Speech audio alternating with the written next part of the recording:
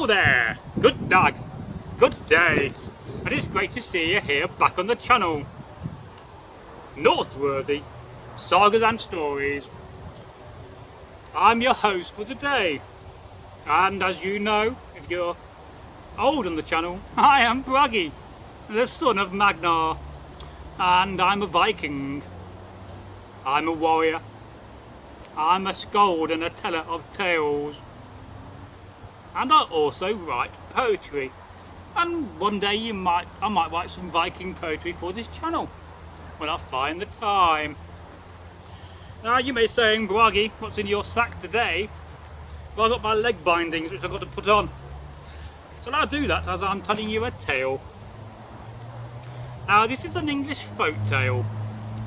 And this folk tale, well, it is called The Three Turnips.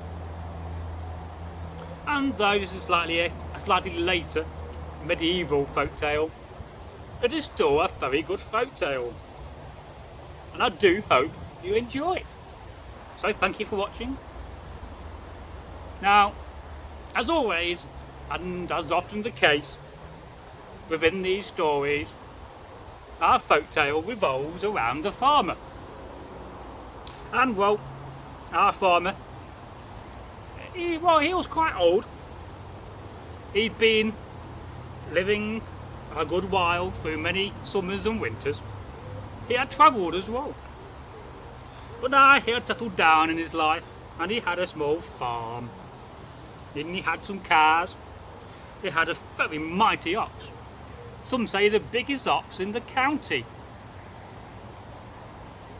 And the county of Lincolnshire, from where this story is from, and one of the 5 boroughs, if I'm correct in saying that.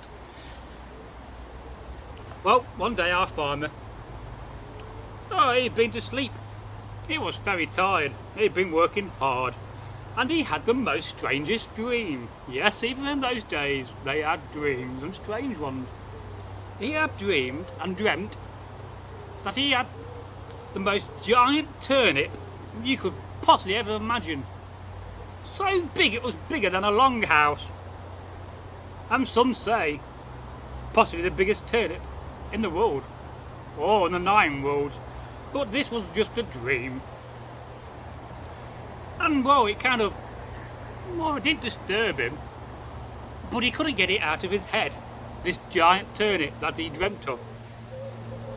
And he was out on his land, and he was getting close to the edge, the border of his land, next to his neighbour, and his neighbour was there working on a hedge.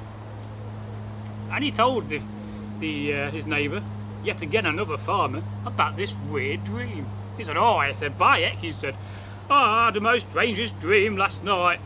I dreamt I had the most enormous turnip, so big it took 10 men to move it. Well, the other farmer couldn't believe this, for he too, that previous night, had had a very strange dream.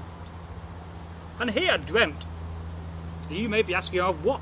Well, he dreamt that he had the most massive kettle that you could possibly imagine. So big, in fact, that he could fit this giant turnip. Well, the other farmer, the original farmer, couldn't believe this too. He said, that's mighty strange, he said.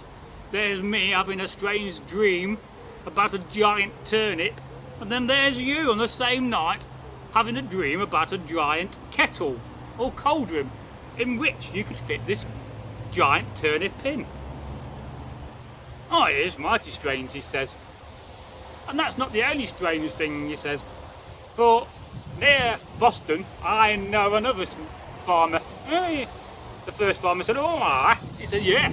And he has this field, and it's a 10-acre field, and in this field there are 3 turnips. There must be mighty big turnips to have 3 in a field. Yes, but that's not the end of the story. Carry on, said the first farmer. He said, one of the turnips got that big that it pushed the other 2 turnips out of the field. And the first farmer said, that must be a mighty big turnip. And then the second farmer said, that's not the only strange thing. The other day when I went to market in Boston, I met a man, and he was a blacksmith, and he was telling me about that he made cauldrons and kettles. Oh, said the original farmer, that's interesting, lad. And he said this smith, he makes the most giant cauldrons and kettles you could ever imagine. In fact, when two men are working on riveting this cauldron at either side of the cauldron, the other man cannot hear the other man rivet. They are that big. And the original farmer said, well, that's the biggest cauldron I've heard of in my life. And that is the end of the tale. Now, I do hope you like this tale. Now, kettles are something often used and taught about in the sagas. In one saga, when Thor has the challenge, he has to try to pick up this cauldron, which is so big he could not do it. And of course, we all know that Thor is a mighty, mighty mortal warrior. And there are many other tales in which cauldrons and kettles are often used and found, with gold and silver. Thank you for watching. As ever, I'm your host, Bragi, and I'll see you in the next folk tale. Was hail, trying to find my sword, and goodbye.